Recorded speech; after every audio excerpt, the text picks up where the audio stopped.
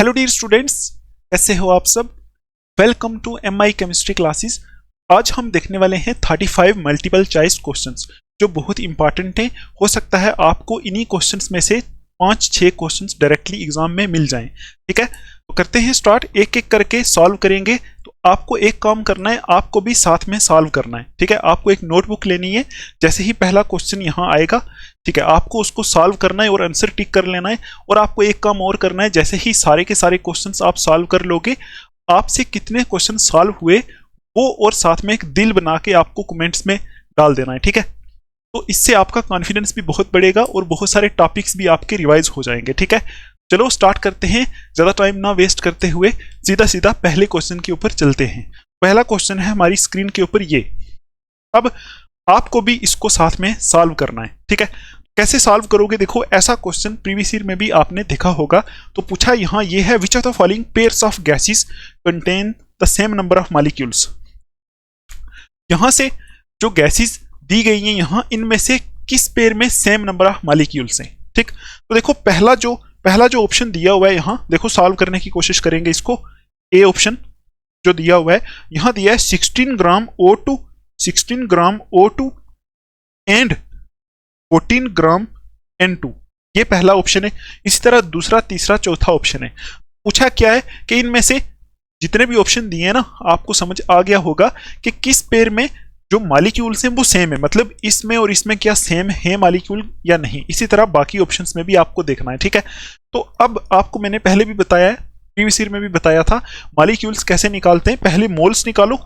ठीक है, अगर दोनों के मोल्स सेम आ जाते हैं, इसका मतलब दोनों के मॉलिक्यूल्स भी सेम होंगे। ठीक, तो मोल्स निकालेंगे। पहले ए पार्ट को ही देख लेते हैं। तो इसके मोल्स हम कैसे निकालते हैं, आपको पता है, जितना मास दिया होता है मोल्स को ऐसे लिखते हैं ना, moles is equal to mass दिया हुआ है 16 divided by molecular mass O2 का कितना होता है 32।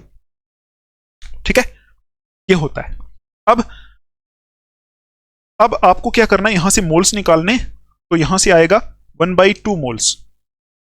ठीक है, यहां से आ गया 1/2 मोल्स O2 में। ठीक है, अब अगर आपको मॉलिक्यूल्स निकालने होंगे तो आप ऐसे बोलोगे, मॉलिक्यूल्स ऐसे आएंगे, 1/2 को 6.022 इंटू 10⁻23 से मल्टीपल कर दो, मॉलिक्यूल्स आ जाएंगे।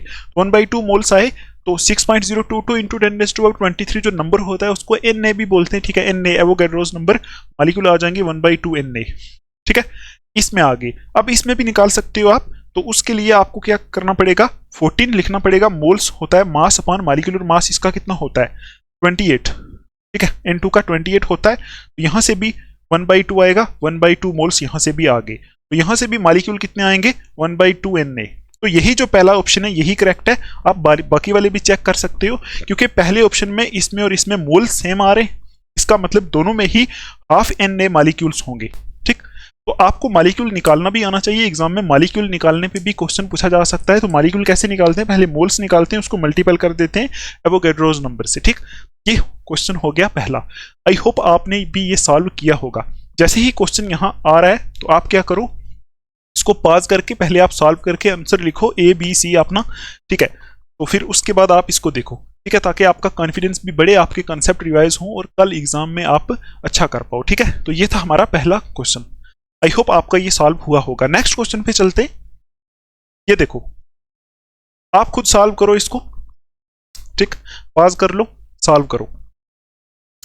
ऐसा आपने प्रीवियस ईयर में भी देखा है। अभी हम यहां करते हैं सॉल्व। तो देखो, पूछा है mass of 1 atom of carbon. Carbon के एक एटम का मास कितना होगा। तो आपको ये पता है 1 mole of carbon atom is equal to होता है 12 ग्राम।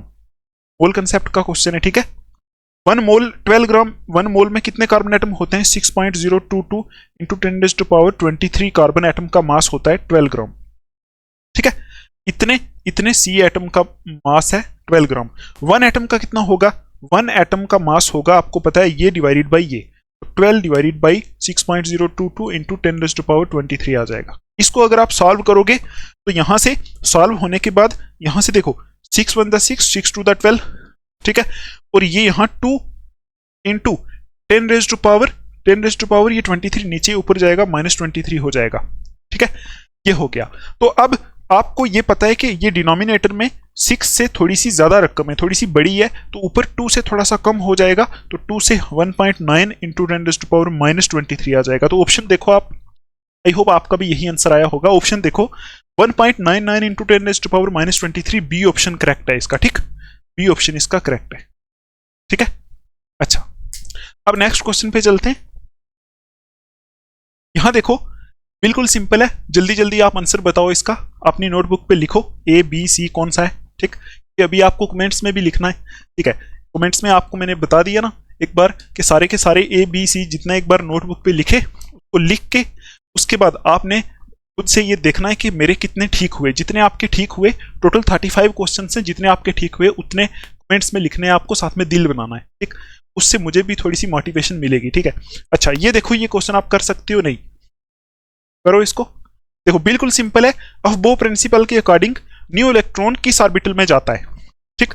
ऑप्शन देखो, ऑप्शन से पता चल जाता है, जिसके लिए n+l वैल्यू मिनिमम होती है। ए ऑप्शन देखो, आपने देखा था ना एक ऐसे करके टॉपिक, n+l रूल होता है, तो जिस ऑर्बिटल के लिए n+l की वैल्यू लेस आती है उसको हम मानते हैं कि वो लो एनर्जी ऑर्बिटल है, ठीक। तो उसी में ही इलेक्ट्रॉन पहले जाता है, n+l होता है यहाँ, और n+m या m+l ऐसा कुछ नहीं होता, n+l होता है।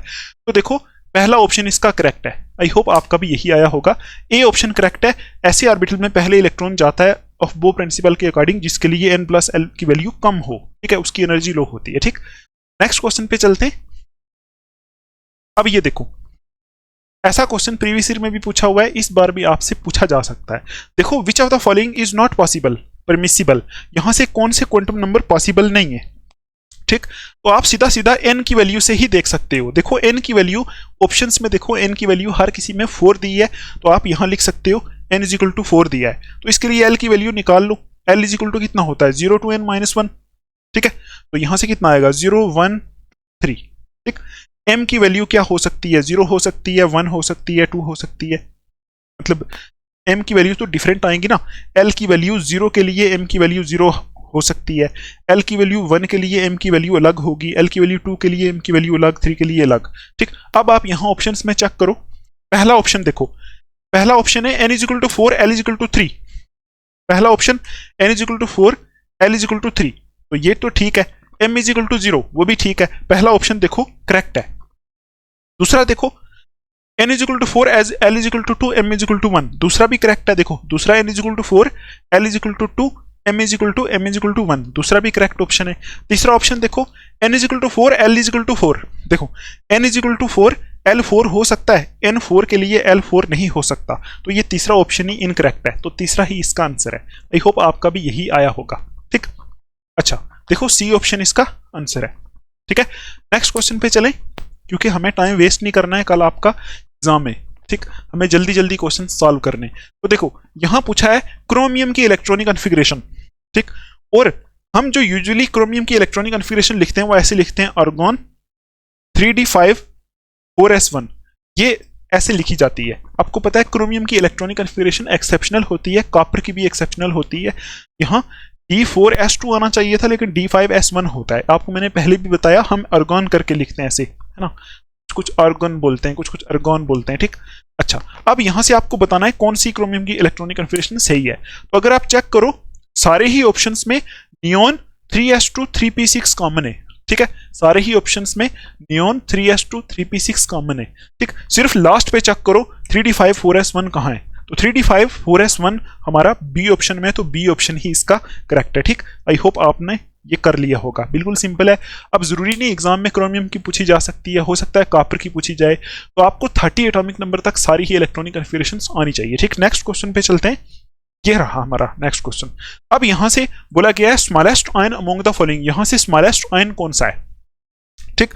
तो स्मॉलेस्ट आयन दिखाने के लिए आपको क्या करना पड़ता है, आपको पता है यहां जो आयन्स दिए हुए ना, ठीक है, ये सारे के सारे आयन्स आइसो इलेक्ट्रॉनिक है। आइसो इलेक्ट्रॉनिक का मतलब सारे ही आयन्स में इलेक्ट्रॉन सेम है। जैसे देखो यहां दिया है Na+, Mg2+, ये दिया है, इसमें भी 10 इलेक्ट्रॉन, इसमें भी 10 इलेक्ट्रॉन, ठीक है। देखो ना Na का एटॉमिक नंबर 11 होता है, एक प्लस कर दिया मतलब एक इलेक्ट्रॉन निकाल दिया, 10 इलेक्ट्रॉन 10 इलेक्ट्रॉन। आगे देखो Mg2+ दिया है ना, ये हो गया। Al3+ जो है इसमें भी 10 इलेक्ट्रॉन है, ठीक है। और Si4 प्लस जो है इसमें भी 10 इलेक्ट्रॉन है। ये सारे के सारे आयंस आइसो इलेक्ट्रॉनिक है, ठीक है। तो अगर सारे के सारे आयंस आइसो इलेक्ट्रॉनिक हों तो आपको पता है जिस आयन के ऊपर सबसे ज्यादा चार्ज होता है ना वो सबसे छोटा होता है, क्योंकि जितना ज्यादा चार्ज उतने इलेक्ट्रॉन वहां से निकले हुए हैं। तो जितने इलेक्ट्रॉन निकले तो उतनी प्रोटॉन की पावर बढ़ गई। तो प्रोटॉन एटम को थोड़ा सा अट्रैक्ट कर लेता है, मतलब प्रोटॉन्स जो होते हैं न्यूक्लियस में होते हैं ना, तो अगर इलेक्ट्रॉन को निकाल दें तो प्रोटॉन तो उतने ही होंगे ना, तो वो प्रोटॉन ज्यादा हो जाएंगे, इलेक्ट्रॉन कम हो जाएंगे, प्रोटॉन इलेक्ट्रॉन्स को ऐसे पकड़ लेंगे, उतना ही साइज स्मॉल हो जाएगा। सिर्फ आइसो इलेक्ट्रॉनिक के लिए ये चीज है, ठीक। तो यहाँ सारे के सारे आइसो इलेक्ट्रॉनिक दिए हुए Si4+, ठीक है, आइसो इलेक्ट्रॉनिक दिए हैं। तो यहां पूछा क्या है, स्मॉलेस्ट आयन। तो स्मॉलेस्ट आयन वो होगा जिसके ऊपर चार्ज सबसे ज्यादा है, प्लस में चार्ज सबसे ज्यादा है, ठीक है। अगर माइनस में ज्यादा होगा तो वो आयन बड़ा होगा, ठीक है, माइनस में बड़ा होगा, क्योंकि माइनस का मतलब आपको पता है माइनस तब आता है चार्ज। सपोज जैसे मैं बोलूं, सपोज ऐसे ही कोई हमारे पास आयन है A-, तो माइनस का मतलब है इसमें एक्स्ट्रा इलेक्ट्रॉन है, एक्स्ट्रा इलेक्ट्रॉन आने से रिपल्शन बढ़ जाएगी, तो साइज थोड़ा सा बड़ा हो जाएगा। चार्ज माइनस हो अगर तो साइज बड़ा होता है, प्लस में साइज मतलब प्लस में चार्ज जितना बड़ा हो उतना साइज छोटा होता है। तो इसका डी ऑप्शन आंसर है। आई होप आपका यही आया होगा, अगर नहीं आया फिर भी आपका अगर एग्जाम में ये क्वेश्चन आ गया आप आराम से कर लोगे, ठीक है। नेक्स्ट देखते हैं, ये देखो यहां पूछा है in a group of the periodic table ionization enthalpies of the element decreases from top to bottom. देखो आपको पता है कि पीरियोडिक टेबल वाले चैप्टर से ये पूछा है आयनाइजेशन एंथैल्पी जो है टॉप टू बॉटम डिक्रीज करती है और इस तरफ इंक्रीज करती है, लेफ्ट टू राइट पीरियड में, ठीक है। आपको पता है left to right size decrease करता है और आयनाइजेशन एंथैल्पी डिपेंड करती है साइज पे, ठीक है। तो लेफ्ट टू राइट साइज क्या करता है, घटता है, तो आयनाइजेशन एंथैल्पी बढ़ती है। और टॉप टू बॉटम साइज बढ़ता है, साइज इंक्रीज होता है, तभी आयनाइजेशन एंथैल्पी डिक्रीज होती है। तो ऑप्शन नंबर कौन सा आ जाएगा, increase in atomic size, C option इसका आंसर आ जाएगा, ठीक। आई होप आपने भी ये कर लिया होगा, बिल्कुल सिंपल चीज है। ये क्वेश्चंस हो सकता है आपको यहां से डायरेक्ट एग्जाम में आ जाए, ठीक। अच्छा नेक्स्ट देखते हैं, ये देखो most electronegative element periodic table में कौन सा है। तो सिंपली आपको पता है फ्लोरीन सबसे ज्यादा इलेक्ट्रोनेगेटिव एलिमेंट होता है, फ्लोरीन टिक करना है। अगर आपको ये आ गया तो सीधा फ्लोरीन टिक करोगे। नेक्स्ट देखते, ये देखो विच of the following element has maximum negative electron gain enthalpy. ये बहुत इंपॉर्टेंट है, प्रीवियस ईयर में भी ये पूछा हुआ है ऐसे करके, ठीक। आपको मैंने बताया था कि फ्लोरीन मोस्ट इलेक्ट्रोनेगेटिव है, लेकिन इलेक्ट्रॉन गेन एंथैल्पी फ्लोरीन की सबसे ज्यादा नहीं है, इलेक्ट्रॉन गेन एंथैल्पी सबसे ज्यादा क्लोरीन की होती है, ठीक। तो मैंने आपको प्रीवियस ईयर में बताया था, आई थिंक ये पीरियोडिक टेबल वाले चैप्टर में सबसे ज्यादा इलेक्ट्रॉन गेन एंथैल्पी यहां पूछा है मोस्ट, यहां maximum negative electron gain enthalpy किसकी होगी, तो मैक्सिमम नेगेटिव होगी क्लोरीन की, ठीक। ये आपको ध्यान में रखना है, हो सकता है यहां से ही आपको एग्जाम में पूछा जाए, ठीक। जैसे आ गया तो आप फ्लोरीन नहीं टिक करोगे, इलेक्ट्रोनेगेटिविटी फ्लोरीन की सबसे ज्यादा होती है, इलेक्ट्रॉन गेन एंथैल्पी क्लोरीन की होती है, ठीक है। क्योंकि इसका रीजन भी मैंने आपको बताया था कि फ्लोरीन जो होता है इसमें साइज बहुत छोटा है, तो ये इलेक्ट्रॉन एक्सेप्ट नहीं कर सकता आसानी से, इलेक्ट्रॉनिक रिपल्शन हो जाती है, लेकिन क्लोरीन ये काम कर लेता है, ठीक। नेक्स्ट देखते हैं क्वेश्चन, ये देखो 10th वाला, यहां बोला क्या है आयनिक bonds will be found more easily between elements with comparatively, मतलब कैसे एलिमेंट्स में आयनिक बॉन्ड आसानी से बनेगी। तो अब देखो आयनिक बॉन्ड बनने के लिए होना क्या चाहिए, वो आयन में कन्वर्ट होना चाहिए। सपोज अगर हमें ए और बी के बीच में आयनिक बॉन्ड बनानी है, ठीक है, तो आपको पता है एक के ऊपर प्लस चार्ज होना चाहिए, दूसरे के ऊपर माइनस चार्ज होना चाहिए। मतलब ये जो है इसकी आयनाइजेशन एनर्जी लो होनी चाहिए ताकि ये इलेक्ट्रॉन लॉस कर पाए, और इसकी इलेक्ट्रॉन एफिनिटी या फिर इलेक्ट्रॉन गेन एंथैल्पी हाई होनी चाहिए ताकि ये इलेक्ट्रॉन एक्सेप्ट कर पाए, क्योंकि ये यहां से इलेक्ट्रॉन निकलेगा यहां जाएगा, तभी तो आपको पता है ना यहाँ इलेक्ट्रॉन ट्रांसफर होता है, यहाँ से इलेक्ट्रॉन ये लॉस करता है, ये गेन करता है। तो इसके लॉस करने के लिए आयनाइजेशन एंथैल्पी लो होनी चाहिए, आयनाइजेशन एनर्जी लो होगी तभी आसानी से लॉस कर पाएगा, और इलेक्ट्रॉन गेन एंथैल्पी हाई होनी चाहिए। तो देखो पहला ऑप्शन देखो, low ionization enthalpy and high electron affinity, बस इलेक्ट्रॉन एफिनिटी हाई का मतलब वही है इलेक्ट्रॉन गेन एंथैल्पी हाई है, तो पहला ही ऑप्शन इसका करेक्ट है, ठीक। नेक्स्ट क्वेश्चन पे चलते हैं, ये देखो in which of the following pairs two molecules have identical bond orders, ठीक है। तो यहां से आपको एग्जाम में पूछा जा सकता है, मॉलिक्यूलर ऑर्बिटल थ्योरी का क्वेश्चन है, ऐसा मैंने आपको पहले भी बताया है प्रीवियस ईयर क्वेश्चंस में, ठीक। तो यहां से बोला गया है कि किस में बॉन्ड ऑर्डर दोनों का सेम है, ठीक। तो आपको पता है ऐसा क्वेश्चन करने के लिए आपको बनानी पड़ती है मॉलिक्यूलर ऑर्बिटल डायग्राम, अगर ऐसे क्वेश्चंस आपको करेक्ट करने हैं तो, ठीक है। तो मॉलिक्यूलर ऑर्बिटल डायग्राम आपको देखो यहाँ किस किस का पूछा है, नाइट्रोजन और ऑक्सीजन दोनों दिए हुए हैं, ठीक है। नाइट्रोजन और ऑक्सीजन दिए, यहाँ नाइट्रोजन एंड ऑक्सीजन। तो आपको नाइट्रोजन और ऑक्सीजन की मॉलिक्यूलर ऑर्बिटल डायग्राम आनी चाहिए, ठीक है। तो आपको मैंने बताया था नाइट्रोजन की मॉलिक्यूलर ऑर्बिटल डायग्राम थोड़ी सी अलग होती है, ऑक्सीजन की मॉलिक्यूलर ऑर्बिटल डायग्राम थोड़ी सी अलग होती है, ठीक है। तो ऑक्सीजन के बाद जो ऑक्सीजन, फ्लोरीन या फिर नियोन, उनमें अलग होती है, नाइट्रोजन से पहले थोड़ी सी अलग होती है, ठीक। तो आप बॉन्ड ऑर्डर कैसे निकालोगे मैं आपको करा देता हूं, ठीक है। हम एक काम करते हैं, यहाँ छोटी सी मॉलिक्यूलर ऑर्बिटल डायग्राम बनाते हैं, फिर उस हिसाब से बॉन्ड ऑर्डर निकालते हैं, ठीक है। देखो नॉर्मल डायग्राम आप कैसे बनाओगे, देखो नाइट्रोजन और ऑक्सीजन की बनानी है ना, तो आप एक काम कर सकते हो, यहाँ सिर्फ पी ऑर्बिटल बना दो। देखो नाइट्रोजन जो होता है ना, उसमें उसकी इलेक्ट्रॉनिक कन्फिगरेशन क्या होती है, 1s2 2s2 2p3 ये होती है, और ऑक्सीजन की क्या होती है, 1s2 2s2 2p4। आप सिर्फ पी ऑर्बिटल से भी बना सकते हो, बॉन्ड ऑर्डर निकाल सकते हो। सिर्फ बॉन्ड ऑर्डर निकालने के लिए आपको ये दिखाना है कि नाइट्रोजन की क्या होती है, p3 p में 3 होते हैं, और ऑक्सीजन में क्या होता है, p में कितने होते हैं, 4, 1 2 3 4, ये आपको पहले बनाना है। अब आप क्या करोगे, अब आप मॉलिक्यूलर ऑर्बिटल डायग्राम बना सकते हो बहुत आसानी से। कैसे बनाओगे, उसके लिए मुझे ये थोड़ा सा यहाँ से साफ ही करना पड़ेगा, साफ कर लेते हैं थोड़ा सा।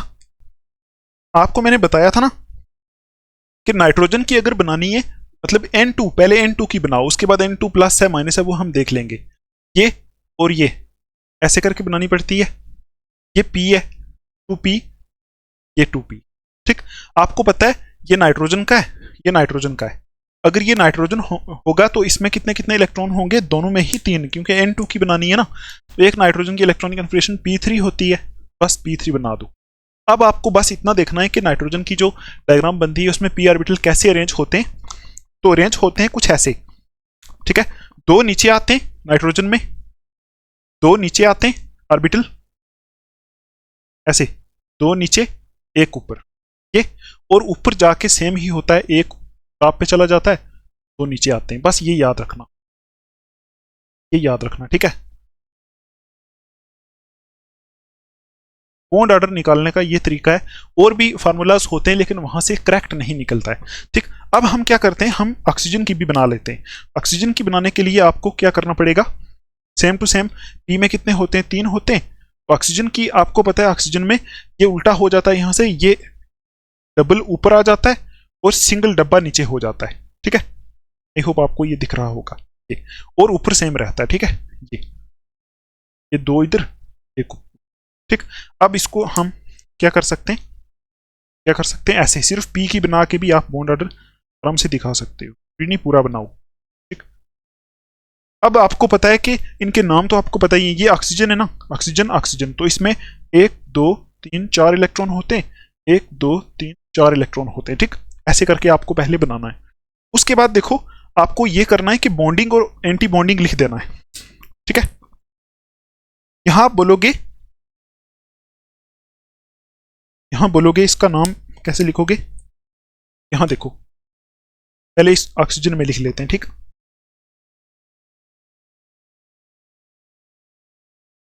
यहां लिख सकते हो आप सिग्मा 2pz, यहां लिख सकते हो इस सिग्मा 2pz के ऊपर ये वाला जो है सिग्मा स्टार 2pz, यहां इसका नाम लिख सकते हो पाई 2px और इसका पाई 2py, ठीक।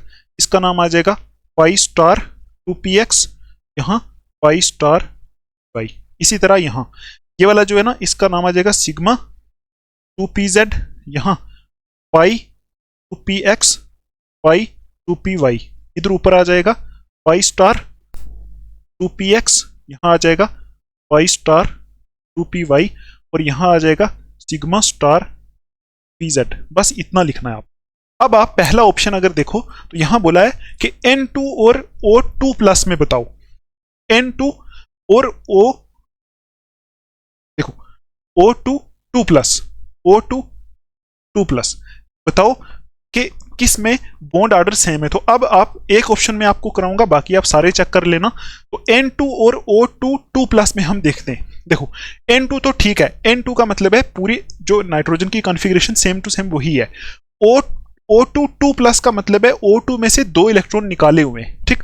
तो O2 2+ की अगर हम ये डायग्राम बनाएं तो एक इसको प्लस कर दो, एक इसको प्लस कर दो, मतलब एक इलेक्ट्रॉन यहां से निकाल दो, एक इलेक्ट्रॉन यहां से निकाल दो, ठीक है। बस अब ये हो गई, ये जो कॉन्फ़िगरेशन है ये हो गई O2 2+ की। देखो और O2 और एक प्लस O2 2+ की कॉन्फ़िगरेशन हो गई। अब आपको क्या करना है, इनमें बॉन्ड ऑर्डर निकालना है। तो आपको पता है वो इलेक्ट्रॉनिक कॉन्फ़िगरेशन भरनी पड़ती है। अब यहाँ भी 6 इलेक्ट्रॉन हो गए, 3 इधर 3 इधर, ठीक है। ये O2 2+ है, तो भरोगे 1 2 3 4 5 6, यहाँ तक भर दिए। यहाँ भी 3 इधर 6, तो कैसे भरोगे, 1 2 3 4 5 6, ये भर दिए। अब आपको पता है बॉन्ड ऑर्डर निकालने का फार्मूला सिंपल होता है, ठीक है। तो होता है bond order is equal to होता है number of electron in bonding molecular orbital minus anti bonding molecular orbital divided by 2। तो बॉन्डिंग कौन से होते हैं, जिनमें स्टार नहीं होता। तो यहाँ देखो बॉन्डिंग कौन सा है, 2, सिर्फ पी में देखो, बाकी ऑर्बिटल लिखने की जरूरत नहीं है, ठीक। तो यहाँ देखो 2 2 4 और 2 6, ये सारे बॉन्डिंग में, ठीक है। यहाँ बॉन्डिंग में कितने, 6 माइनस एंटी बॉन्डिंग में कोई भी नहीं है, 6 माइनस 0/2 आएगा इज इक्वल टू 6/2। यहाँ आएगा बॉन्ड ऑर्डर 3, ठीक। यहाँ आ जाएगा बॉन्ड ऑर्डर 3। तो सेम इसमें भी वही आएगा। देखो N2 है ना, जो N2 में भी बॉन्डिंग में कितने हैं, 6 माइनस एंटी बॉन्डिंग में कोई नहीं। तो यही जो पहला ऑप्शन है यही करेक्ट है। इन दोनों का ही बॉन्ड ऑर्डर, इसका भी 3 आया, इसका भी 3 आया, तो दोनों में बॉन्ड ऑर्डर जो है वो सेम है। ऐसे आप बाकी ऑप्शन भी चेक कर सकते हो, ऐसे डायग्राम्स बना के। किसी में N2+ है तो वहां से यहाँ से एक इलेक्ट्रॉन रिमूव करना, ये आपको सारा पता है, ठीक। तो ये शॉर्ट तरीका है एक बॉन्ड ऑर्डर निकालने का, जहां आप सिर्फ p ऑर्बिटल बना के निकाल सकते हो। इसका करेक्ट ऑप्शन फर्स्ट ही है, ठीक। नेक्स्ट देखते हैं। आई होप आपको ये समझ में आया होगा, आपने ये कर लिया होगा, ठीक है। नेक्स्ट देखो, अब यहां देखो विच of the following molecules have trigonal planar geometry. किस मॉलिक्यूल की ज्योमेट्री यहां ट्राइगोनल प्लेनर है। तो आपको पता है BF3 आपने देखा ही है। BF3 मॉलिक्यूल जो होता है ना, BF3 मॉलिक्यूल होता है जो इसमें हाइब्रिडाइजेशन होती है ऐसे करके, FFF हाइब्रिडाइजेशन, 3 बॉन्ड्स है ना इसमें, 3 बॉन्ड्स, तो sp2 हाइब्रिडाइजेशन होती है, इसी की ज्योमेट्री ट्राइगोनल प्लेनर होती है। बाकी सारे मॉलिक्यूल आप चेक कर सकते हो, NH3 की ज्योमेट्री टेट्राहेड्रल होती है, ठीक है। PCl3 की कुछ और होती है, IF3 की कुछ और होती है, लेकिन BF3 की ज्योमेट्री जो होती है ये ट्राइगोनल प्लेनर। आई होप आपने ये कर लिया होगा। नेक्स्ट देखते हैं क्वेश्चन। यहां देखो, ion which is iso electronic with CO। यहां से कौन सा आयन CO के साथ आइसो इलेक्ट्रॉनिक है। तो आपको देखना है CO में कितना इलेक्ट्रॉन है। कार्बन का एटॉमिक नंबर कितना होता है, 6। ऑक्सीजन का कितना होता है, 8। तो जितना एटॉमिक नंबर उतना ही इलेक्ट्रॉन। तो 8 और 6, इस CO में 14 इलेक्ट्रॉन्स हैं टोटल। अब आप बताओ इसके आइसो इलेक्ट्रॉनिक कौन सा आयन यहां से होगा। तो CN- चेक करो आप, CN- में कितना इलेक्ट्रॉन है, कार्बन में 6 होते हैं, नाइट्रोजन का एटॉमिक नंबर 7 होता है। और देखो 7 और 6 13 और 1 माइनस चार्ज है मतलब 14। CN- में भी टोटल 14 इलेक्ट्रॉन है। तो CO जो है वो CN- के आइसो इलेक्ट्रॉनिक है। आई होप आपने भी यही आंसर निकाला होगा। नेक्स्ट क्वेश्चन पे चलते हैं। यहां देखो, when water is added to quick lime the reaction is. जब वाटर को क्विक लाइम में ऐड करो तो रिएक्शन एक्सोथर्मिक होती है। याद रख लेना, अगर ये क्वेश्चन आ गया तो आप कर लेना इसको, ठीक। एक्सोथर्मिक इसका आंसर है। जब क्विक लाइम क्या होता है, कैल्शियम ऑक्साइड होता है ना, ठीक है। उसमें जब वाटर को ऐड करो तो रिएक्शन एक्सोथर्मिक होती है, वहां से हीट निकलती है, ठीक है। यही इसका आंसर है। नेक्स्ट देखते हैं। ये नेक्स्ट है, देखो, the correct relationship between free energy change in a reaction and the corresponding equilibrium constant. देखो फ्री एनर्जी चेंज आपको पता है डेल्टा G होता है, ठीक है, डेल्टा G। और अगर इसको स्टैंडर्ड माने तो डेल्टा G0। इसमें और इक्विलिब्रियम कांस्टेंट Kc में क्या रिलेशन होता है, ठीक। तो ये थर्मोडायनेमिक्स का क्वेश्चन है, बिल्कुल सिंपल है। इसका आप सीधा सीधा C ऑप्शन टिक करना। आपको पता है minus delta G0 is equal to RT Kc होता है। ये G0 है, ये जो मोटा सा O लिखा हुआ है G0 है, माइनस ऐसे minus delta G0 is equal to ये जो लिखा हुआ है आगे RT Kc। ऐसा भी पूछा जा सकता है, और हो सकता है ऑप्शन चेंज करके ये माइनस यहां लगा दें तो वो भी ठीक है, ठीक। तो C ऑप्शन इसका करेक्ट है। आई होप आपने भी ये कर लिया होगा। आपको पॉज करके साथ साथ सॉल्व करना है। नेक्स्ट ये देखो, the least random state of water is, random state आपको पता है कौन दिखाता है, एंट्रोपी, तो एंट्रोपी का कंसेप्ट है यहाँ। तो वाटर की सबसे कम रेंडम स्टेट कौन सी है, वाटर सबसे कम रेस्ट में किस स्टेट में रहता है, ठीक है। आपको पता है वाटर को अगर हम आइस में कन्वर्ट कर दें तो सबसे कम, सबसे पास उसके मॉलिक्यूल आ जाएंगे आइस में, सबसे कम रेंडमनेस होगी, तो इसका आंसर आइस है, ए ऑप्शन, ठीक है। वाटर की सबसे कम रेंडम स्टेट आइस की होती है, ठीक। और सबसे ज्यादा रेंडम स्टेट कौन सी होती है, वाटर वेपर्स, ठीक है, क्योंकि वेपर्स में वह रेंडमली मॉलिक्यूल बहुत दूर दूर चले जाते हैं, क्योंकि वेपर्स गैस फॉर्म होती है, ठीक है। अच्छा, नेक्स्ट देखते हैं question. For an ideal gas CV and CP, ये क्वेश्चन जो है प्रीवियस ईयर में भी पूछा हुआ है। तो आइडियल गैस के लिए CV और CP में क्या रिलेशन होता है, तो इसका आंसर है D option, CP minus CV is equal to R, ये होता है। ये आपको मैंने प्रीवियस ईयर में भी कराया था थर्मोडायनेमिक्स के क्वेश्चन, ठीक है। ये आंसर है, आप देख लेना इसको। नेक्स्ट देखते हैं, ये देखो यहाँ रिएक्शन दी हुई है, यहाँ ऐसा क्वेश्चन प्रीवियस ईयर में भी पूछा हुआ था, हो सकता है आपको ये वाला डायरेक्ट इस बार पूछा जाए, ठीक, ठीक है। तो यहां हम इसको सॉल्व करके बड़ी ही आसानी के साथ आंसर कर सकते हैं।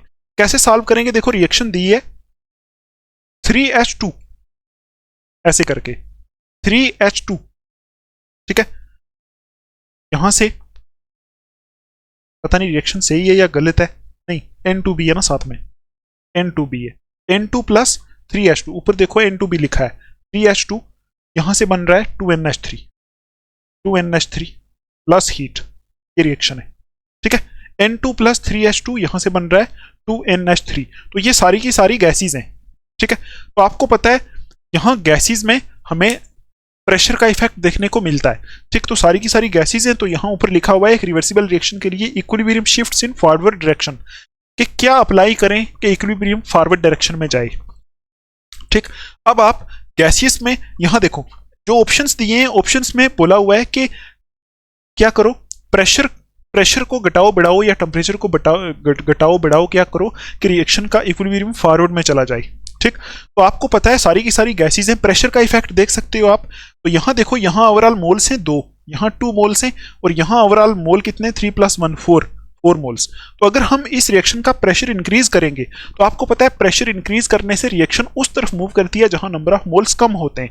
तो यहां से यहां मूव करेगी रिएक्शन, यहां से यहां मूव करेगी, क्योंकि यहां से यहां इस तरफ जाते मोल्स कम हो रहे हैं, तो रिएक्शन यहां से यहां मूव करेगी, मतलब फॉरवर्ड डायरेक्शन में मूव करेगी। पहला स्टेप है, इस रिएक्शन में अगर हम प्रेशर को इंक्रीज करें तो रिएक्शन आगे मूव करेगी, ठीक। अब दूसरी चीज आप देखो, यहां ये हीट दी हुई है, इसका मतलब है रिएक्शन एक्सोथर्मिक है, ठीक है। तो एक्सोथर्मिक है अगर रिएक्शन, तो आपको पता है टेम्परेचर का क्या इफेक्ट पड़ता है एक्सोथर्मिक रिएक्शन के ऊपर। देखो रिएक्शन पहले से ही एक्सोथर्मिक है, रिएक्शन से पहले से ही हीट निकल रही है, तो अब आप अगर टेम्परेचर बढ़ाओगे तो रिएक्शन कम हो जाएगी, स्लो हो जाएगी, फास्ट नहीं होगी, क्योंकि उसमें पहले से ही हीट निकल रही है, आप उल्टा और हीट दे रहे हो। तो अगर आप रिएक्शन का टेम्परेचर घटाओगे तो रिएक्शन फॉरवर्ड रिएक्शन में जाएगी, ठीक है।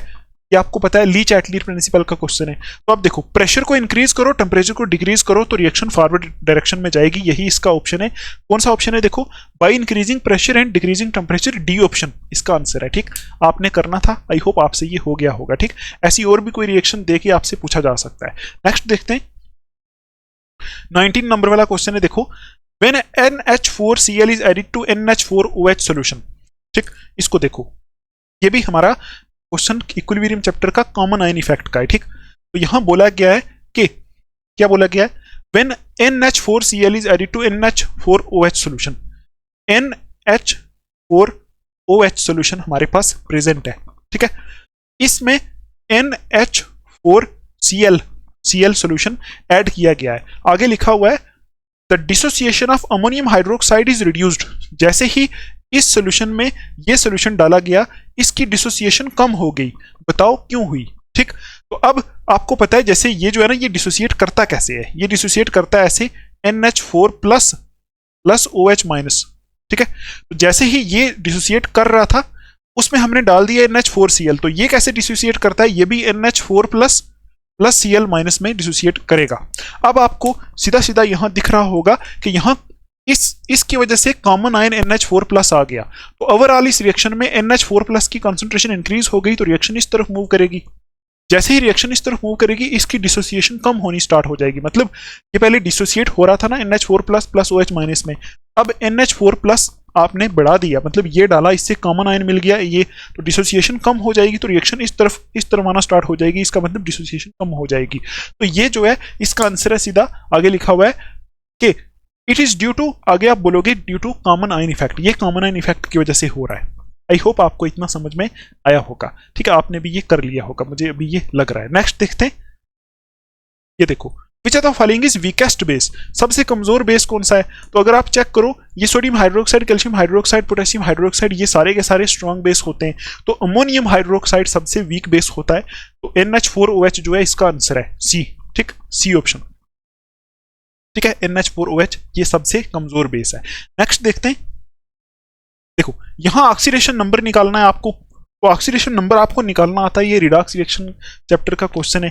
देखो PO4 3 माइनस में निकालना है P का, यहां आप निकाल सकते हो PO4 3 माइनस में P का ऑक्सीडेशन नंबर निकालो, तो जिसका निकालना है उसको X मान लो, ठीक है, आपको पता है इसको X मान लिया, तो ऑक्सीजन 1 के ऊपर कितना चार्ज होता है? -2, 4 के ऊपर होगा -8, is equal to total charge कितना है? -3, बस X इज इक्वल टू -3 + 8 कर लो, ठीक है, तो -3 + 8 करेंगे तो कितना आएगा यहाँ से? +5, तो यहाँ फास्फोरस का ऑक्सीडेशन स्टेट जो आ जाएगी +5 आ जाएगी। देखो +5 ऑप्शन में है, तो +5 एक ही ऑप्शन में नहीं, 2 ऑप्शन में, तो दूसरे की भी निकालनी पड़ेगी, फिर हमें ऑप्शन पता चलेगा, ठीक है। तो इसमें फास्फोरस की +5 है, SO4 2 माइनस में निकालो, दूसरा जो है ना, अगर आप सही से क्वेश्चन पढ़ो, दूसरा ये दिया हुआ है SO4 2 माइनस में सल्फर का निकालो, तो इसको X मान लो, ठीक है, इसको X मान लिया, तो देखो X मान लिया, यहाँ माइनस एक ऑक्सीजन के ऊपर -2, 4 के ऊपर -8 is equal to -2 is equal to X is equal to -2 + 8 करेंगे +6 आएगा, तो पहले का आया +5, दूसरे का +6, तो कौन सा ऑप्शन होगा? +5, तीसरे का निकालने की भी जरूरत नहीं है, डी ऑप्शन इसका आंसर है, ठीक है, वही एक ऐसा ऑप्शन है जिसमें पहले का +5, दूसरे का +6 है, ऐसे करके आपको यहाँ ऑक्सीडेशन स्टेट निकालनी है, ठीक। आगे भी Cr2O7, देखो Cr2O7 लिखा हुआ है, Cr2O7 में भी आप निकाल सकते हो Cr2O7, इसमें भी आप क्रोमियम की ऑक्सीडेशन स्टेट आराम से निकाल सकते हो, ठीक। अगर ये क्वेश्चन डायरेक्टली आ गया तो आप डायरेक्ट टिक कर लेना, ठीक। अच्छा नेक्स्ट देखते हैं, यहां देखो यहां बोला गया है कंसीडर द फॉलोइंग रिएक्शन, ये भी रिडॉक्स रिएक्शन चैप्टर का ही क्वेश्चन है, तो यहां बोला गया है जिंक प्लस कॉपर 2+, इसको हम यहां सॉल्व करते हैं, देखो इधर करें सॉल्व, तो जिंक प्लस कॉपर 2+ से जो यहां से बन रहा है Zn2+ प्लस कॉपर, ये रिएक्शन हमें दी है, ठीक है। अब यहां से बोला गया है कि कौन सी स्टेटमेंट करेक्ट है, तो आपको पता है जिंक यहां से यहां जा रहा है, तो ऑक्सीडेशन नंबर बढ़ रहा है, इसका मतलब जिंक की ऑक्सीडेशन हो रही है, ऐसा भी बोल सकते हो और ऐसा भी बोल सकते हो, जिंक यहां से 2 इलेक्ट्रॉन लॉस करके जिंक 2+ में गया, तो जिंक की यहां क्या हो रही है? ऑक्सीडेशन, ठीक, और कॉपर 2+ की यहां क्या हो रही है? रिडक्शन, ठीक है। तो अब देखो ऑप्शंस में लिखा हुआ है ना कि ऑक्सीडेशन हो रही है या रिडक्शन हो रही है, ऑप्शन से ही पता चल जाता है, तो अब आप खुद बताओ कौन सा ऑप्शन करेक्ट होगा, तो बी ऑप्शन करेक्ट होगा।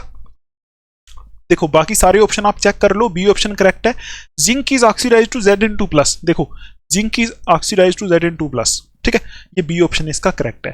नेक्स्ट देखते हैं, देखो मोस्ट पावरफुल ऑक्सीडाइजिंग एजेंट यहां से कौन सा है, तो देखो आपको पता है किंग ऑफ एसिड्स होता है सल्फ्यूरिक एसिड, वो एक अच्छा ऑक्सीडाइजिंग एजेंट भी होता है, तो यहां देखो H2SO4 पहला ऑप्शन जो है ना, यही सबसे स्ट्रॉन्गेस्ट ऑक्सीडाइजिंग एजेंट यहाँ है, ठीक, यही इसका आंसर है, सबसे पावरफुल ऑक्सीडाइजिंग एजेंट यही है यहाँ H2SO4, अगर ये आ गया तो यही ऑप्शन टिक करना है आपने, ठीक है।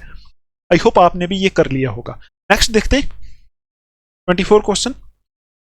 अब यहां देखो ये भी क्वेश्चन जो है मेमोरी बेस्ड क्वेश्चन है, टेक्स्ट बुक में ये लिखा होता है डायरेक्ट, ठीक। तो यहां बोला गया है most satisfactory method to separate mixture of sugar का मिक्सचर सेपरेट करने के लिए सबसे अच्छी टेक्निक कौन सी है, तो इसका आंसर होगा क्रोमेटोग्राफी, इसको रट लेना, अगर ये आ गया तो आप क्रोमेटोग्राफी चेक करोगे, टिक करोगे, ठीक है।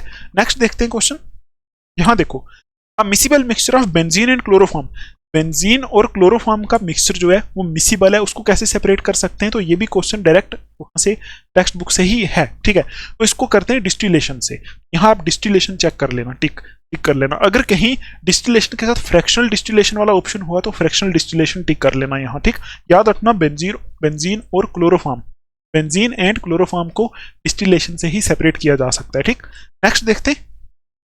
ये देखो, ये भी क्वेश्चन जो है ये जनरल ऑर्गेनिक केमिस्ट्री चैप्टर का है, उसमें क्वालिटेटिव एंड क्वांटिटेटिव एनालिसिस जो एलिमेंट डिटेक्शन वाला पार्ट है वहां से है। ठीक, अब यहां बोला गया है during Lassaigne's test set of sulphur and nitrogen present in organic compound change into, मतलब ये आपको पता है लेसेंस टेस्ट में हाँ एक एक्सपेरिमेंट होता है, अगर आपने पढ़ा होगा तो आपको पता होगा, वहां सल्फर एंड नाइट्रोजन जो ऑर्गेनिक कंपाउंड में प्रेजेंट होते हैं किस में चेंज हो जाते हैं। तो ये आपको याद रखना है कि सल्फर चेंज होता है Na2S में, पहला ऑप्शन करेक्ट है इसका, Na2S में सल्फर चेंज होता है, और जो नाइट्रोजन होता है ना वो NaCN में चेंज हो जाता है। सल्फर Na2S में, नाइट्रोजन NaCN में।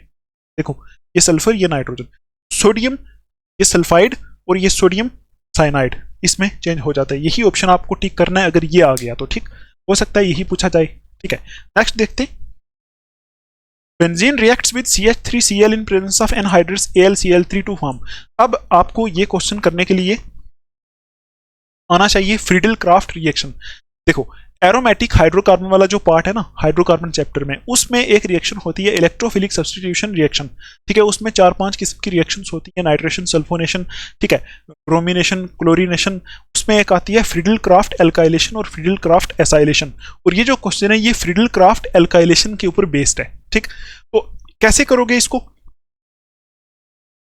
ठीक, हम एक काम करते हैं, इसको थोड़ा सा साफ कर लेते हैं फिर इस पे चलते हैं। तो अभी देखो इस क्वेश्चन को हम करने की कोशिश करते हैं। यहां बोला गया है कि जो बेंजीन है वो रिएक्ट करता है किसके साथ? CH3Cl के साथ इन प्रेजेंस ऑफ AlCl3। तो क्या बनता है? तो इस रिएक्शन में आपको पता है कि कुछ ऐसा होता है, AlCl3 Cl माइनस को यहां से ले लेता है, यहां से बनता है CH3+, और वो CH3+ जो होता है, ये देखो इसको इलेक्ट्रोफाइल बोलेंगे ना, ये इलेक्ट्रोफाइल है, ये रिएक्ट करता है बेंजीन के ऊपर, तो कुछ ऐसा मतलब अटैक करता है बेंजीन के ऊपर, तो यहां कुछ ऐसा बन जाता है। और ये जो कंपाउंड होता है, इस कंपाउंड को, इसका जो कॉमन नेम होता है ना, देखो है तो ये मिथाइल बेंजीन, लेकिन इसका नाम होता है टोलीन। टोलीन, ठीक है, यही बनता है। ठीक है, तो ये रिएक्शन जो है, इस रिएक्शन को बोलते हैं फ्रीडल क्राफ्ट एल्काइलेशन। तो आपने पढ़ा होगा, बिल्कुल सिंपल है, कुछ मुश्किल नहीं है। नेक्स्ट देखते हैं क्वेश्चन। ये देखो, bond length of ethane, ethene, acetylene and benzene. देखो ethane, ethene, acetylene and benzene, इनमें बॉन्ड लेंथ का ऑर्डर आपको बताना है। ठीक, अब आपको पता है इथेन, इनकी डायग्राम बना दो पहले। ये होता है इथेन हमारा, ये ठीक है, ये इथेन होता है, इथीन ये होता है ऐसे करके, ये इथीन होता है, एसिटाइलिन ये होता है, ये वाला 3 बॉन्ड्स वाला, ठीक है, ये, और बेंजीन आपको पता है ये होता है।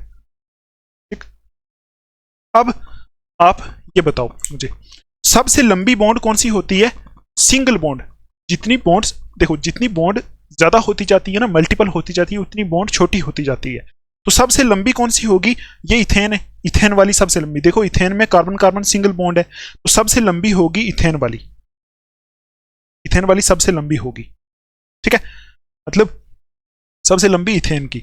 उसके बाद देखो सबसे छोटी कौन सी होगी, ये बताओ। सबसे छोटी कौन सी होगी? आपको पता है सबसे छोटी वो होगी जिसमें ट्रिपल बॉन्ड है, सबसे छोटी ये होती है।